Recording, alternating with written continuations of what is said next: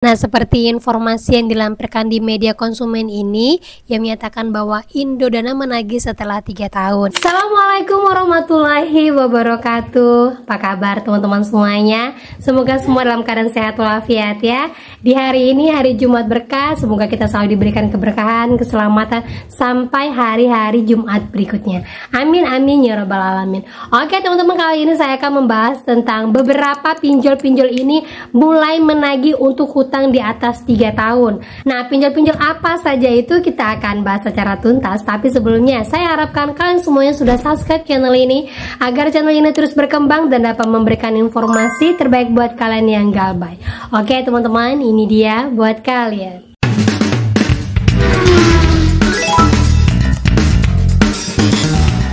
Oke teman-teman, kali ini saya akan membagikan dulu pengalaman seorang teman yang baru saja didatangin dari pihak ketiga, PT TIN, yang mana ternyata PT TIN saat ini sedang gencar menagih buat yang galbay di uang mie, dan kebetulan buat yang galbay di atas 3 tahun. Nah, kita bacakan pelan-pelan teman-teman ya, biar kalian paham dan tahu, karena pada saat ini lagi gencar kebanyakan DC menagih untuk yang galbay di atas 3 tahun.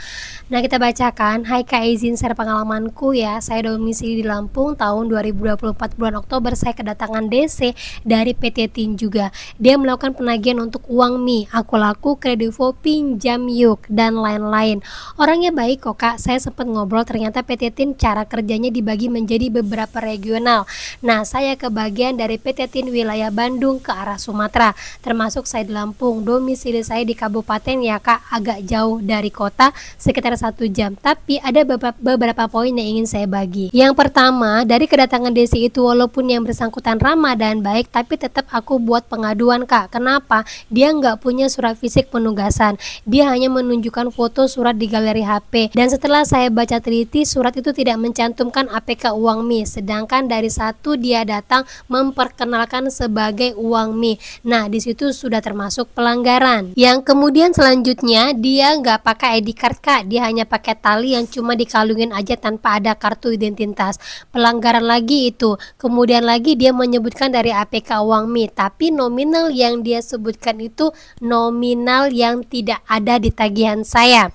Menurutku itu udah pelanggaran juga, artinya dia itu ambigu dan tidak jelas. Kemudian lagi yang kedua, kalau ada DC yang datang jangan takut Kak, tetap terima dengan baik, tapi usahakan kamera HP tetap on agar bisa ada bukti. Kemudian yang ketiga, dari sekian bukti-bukti itu aku langsung bikin pengaduan ke OJK dan uang mie saat itu, dan beberapa hari kemudian langsung direspon kok Kak dari uang mie menyapa, bahkan hasil investigasi uang mie menurutku masuk akal dibandingkan pengaduanku ke Danrum, karena uang mie benar-benar ngasih tindakan tegas kepada DC-nya, sanksi, serta sampai hari ini aku nggak pernah ada lagi kunjungan. Kemudian dia menyatakan, bener kok kata Mbak Desi, setiap kita menemukan bukti pelanggaran jangan malas untuk membuat pengaduan Kak, karena itu pasti direspon kok dan pasti berpengaruh ke durasi penagihan. Semangat ya buat kita yang galbay.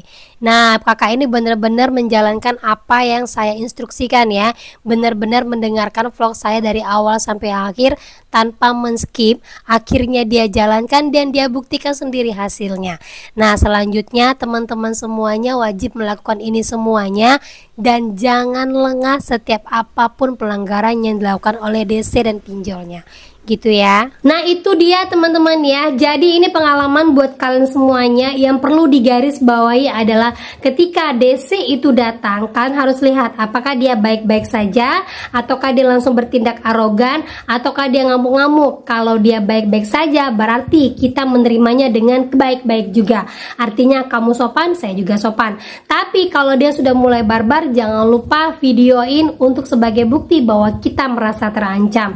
Dan kemudian lagi buat teman-teman semuanya, jangan pernah takut untuk minta kelengkapan surat-surat dari penagih, siapapun itu orangnya. Kalau dia sudah mulai marah ketika kita meminta identitasnya, berarti siap untuk divideokan dan sebagai bukti bahwa ada penagih yang datang tapi tidak lengkapi dengan surat-surat tugasnya. Nah, ini bisa sebagai acuan buat kalian semuanya. Mulai sekarang jangan takut dengan DC. DC juga manusia. Jangan termakan omongan orang-orang yang mengatakan nanti seperti video ini, nanti seperti video ini. Jadi sekarang banyak sekali patokan desi yang datang itu selalu mengatakan dan menakut-nakuti kalian, nanti seperti yang kalian lihat di video ini, nanti seperti yang kalian lihat di TikTok ini ataupun di video yang lainnya.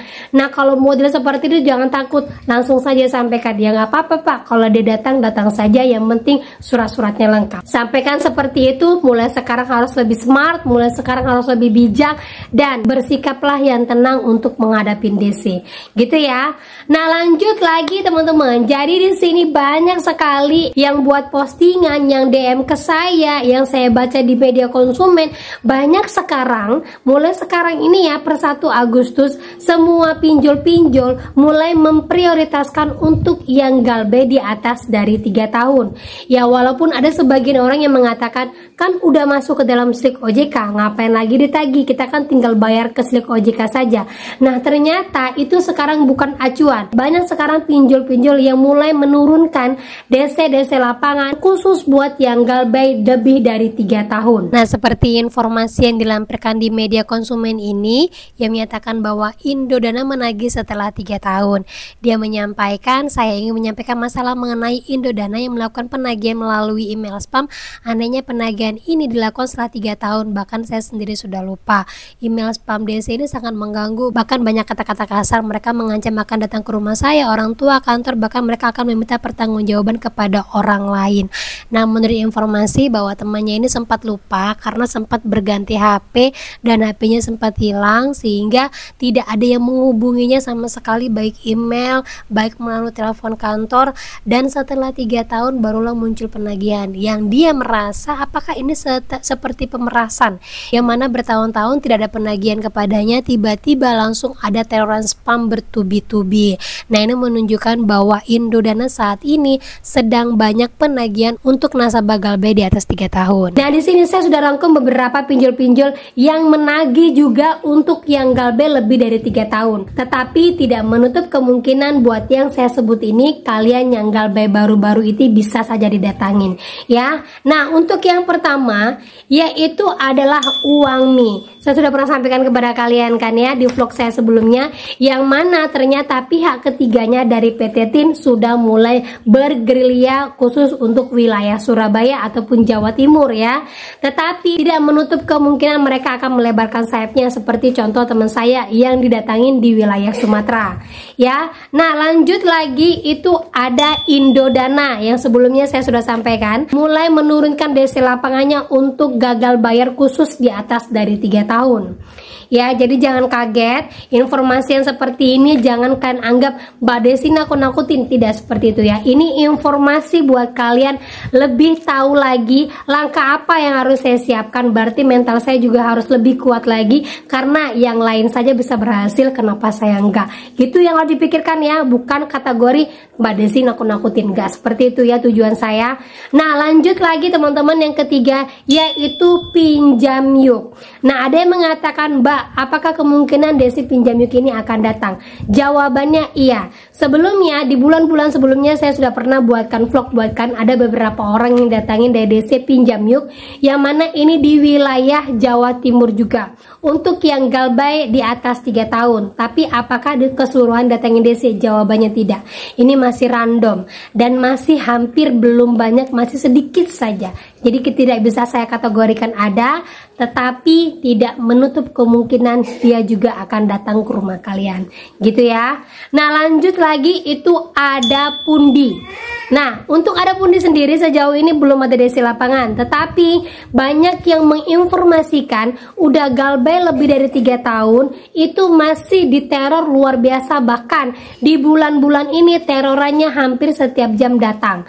Nah, apakah DC lapangannya ada? Saya tidak bisa menutup kemungkinan apakah ada atau tidak, karena saat ini banyak sekali pinjol yang memprioritaskan untuk yang galbay lebih dari 3 tahun. Nah, kemungkinan besar ini belum ada DC lapangan, tapi bisa saja tiba-tiba dia turun DC lapangannya ya. Saya akan ada lagi untuk kalian. Nah, lanjut lagi itu ada cairin. Nah, cairin ini sendiri informasinya sudah mendatangin beberapa teman-teman di wilayah Jabodetabek sampai ke Bogor untuk yang galbay 3 tahun. Ada beberapa yang sudah menginformasikan didatangin sama DC-nya, padahal sudah lebih dari 3 tahun dia galbay. Ya, jadi kalau udah model seperti ini, apakah harus lanjut di galbay? Apakah kita bayarkan? Jawabannya kembali lagi kepada kalian. Kalau memang kalian sanggup untuk membayarkannya secara lunas, berarti yang kalian lakukan adalah lakukan negosiasi bayar pokoknya saja. Tetapi kalau dipaksa untuk membayar bunga dan uang kalian belum ada, berarti lanjut saja galbay sampai kalian sanggup untuk melunasinya, gitu ya. Dan yang terakhir itu adalah Singa ID. Nah, Singa ID ini ternyata sudah mulai ada di wilayah Jawa Timur. Ada sebagian yang menginformasikan bahwa dia datangin padahal galbaynya udah 2 tahun. Nah, sebelum-sebelumnya saya sudah pernah buatkan vlog ada yang datangin Singa ID di wilayah Jakarta ya. Nah, sekarang ternyata untuk yang galbay 3 tahunan sudah didatangin dari Singa ID. Tetapi kategori ini masih random ya teman-teman ya.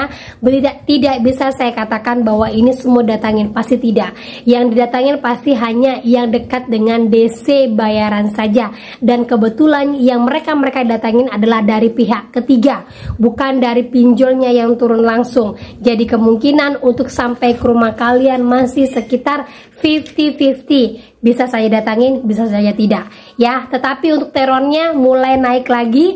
Jadi jangan gegabah, jangan takut. Hadapi seperti hari-hari sebelumnya dan bersikap santai saja, dan jangan tergesa-gesa untuk mengambil keputusan. Gitu teman-teman ya. Nah, itu dia informasi yang bisa saya sampaikan buat kalian, update dari beberapa teman-teman. Yang ini saya sampaikan tidak bisa kita pukul rata. Tetap semangat saja, tetap kuat mental. Kalau belum bisa bayar, jangan pernah lakukan negosiasi gara-gara ketakutan. Ada yang coba untuk negosiasi pokok yang awalnya bukan jadi target DC, gara-gara dia coba untuk melakukan negosiasi akhirnya jadi target DC dan dihubungin terus-menerus. Nah, kalian perlu perhatikan kondisi diri kalian. Kalau memang belum ada sama sekali sampai hari ini, berarti siap harus kuat lagi, lanjutkan untuk galbay. Gitu teman-teman ya.